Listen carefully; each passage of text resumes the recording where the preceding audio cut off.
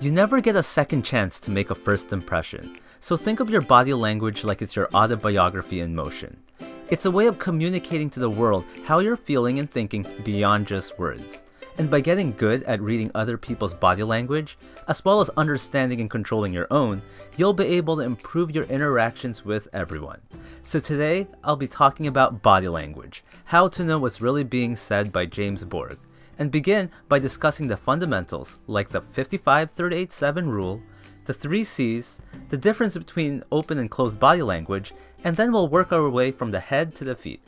First, let's start with the famous 55-38-7 rule. That is, 55% of your communication is your posture and what you look like. 38% is how you say stuff, like your pitch, your tone, how quickly you speak, and how long you pause between sentences. And the last 7% is the actual words you say. Now, some people misinterpret this rule by thinking that words are not important as long as you look confident, project the right impression, dress to kill, and then deliver your words with the right seductive pitch and tone. Instead, think of it this way. If your 55% of visual body language is bad, they won't even stick around to listen to the 38%. And similarly, if your 38% of how you sound is bad, then they won't even stick around to listen to your 7% of words. So words are still very important. How many times have you thought at a party, at work, or on a date that things were going good until they opened their mouth? The next thing to keep in mind are the 3 C's: context, congruence, and cluster. A person with their arms crossed does not always mean they're angry or being defensive. The person could just simply be cold. So you always have to look at the context. Next, if there's a mismatch on the 55-38-7 rule, we'll believe the higher one by default. So if you said in an honest tone that you didn't eat my cake, but you're rubbing your belly, then I'll believe my eyes. Now the last C is cluster. It's usually unwise to judge a single gesture for meaning, so we should always look for clusters of gestures to interpret body language. With so many muscles in the human body, it's not easy to fake body language. No matter how good you think you are at controlling your anatomy, there will always be leakage that give away your true feelings. We all pick up the subtle clues that others are sending out even though we may not be conscious of it. And of course, other people are doing the same with us. With that said, increasing your awareness is the first step to becoming a body language expert. So start paying attention to other people's actions and words as well as your own. Look at people's postures, gestures, and facial expressions from a distance and then try to deduce whether they're having an argument, a friendly conversation, flirting, or whatever.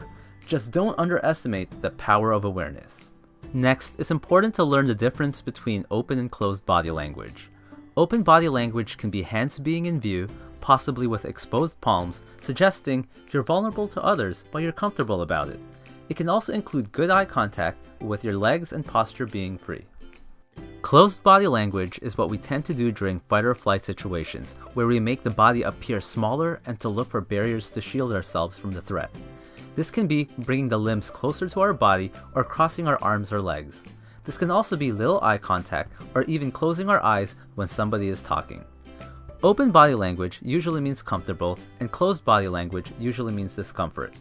As an exercise, put yourself in a closed position and notice how it will change your mood.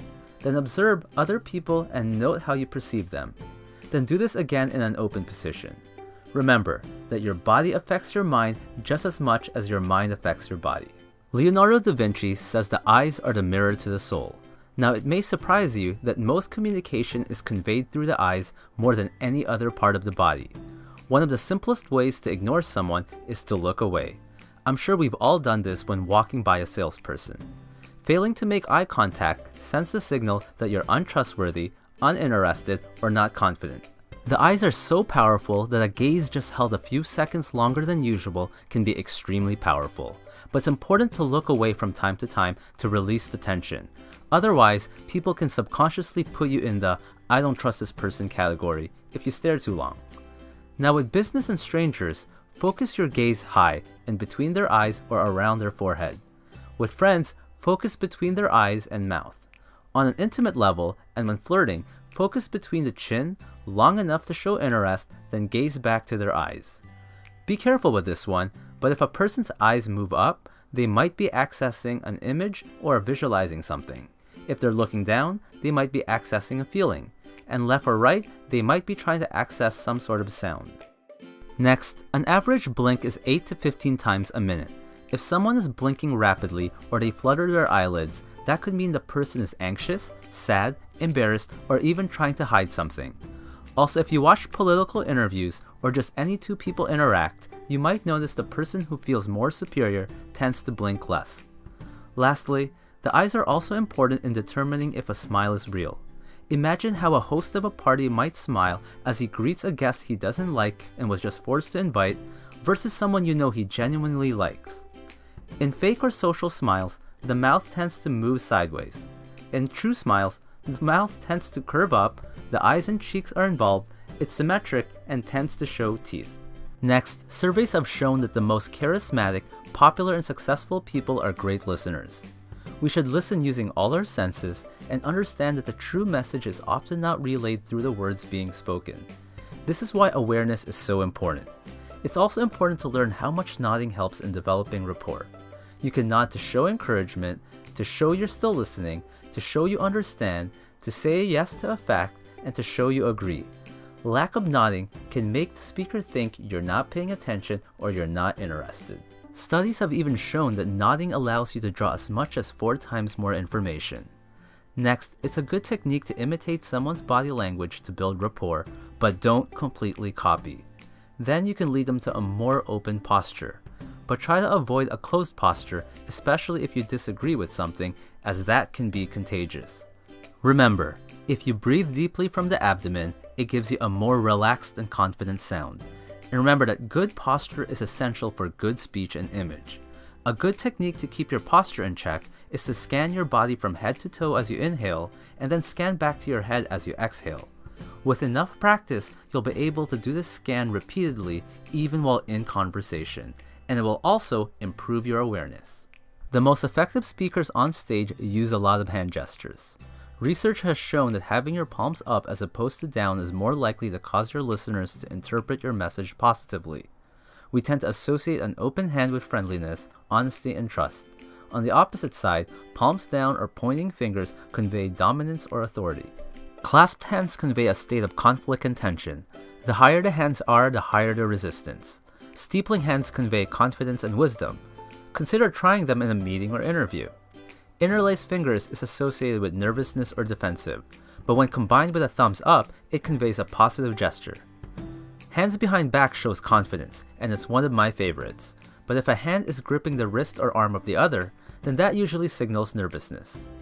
The hand to the face does not necessarily mean boredom. Sometimes it's a switch to intensify concentration.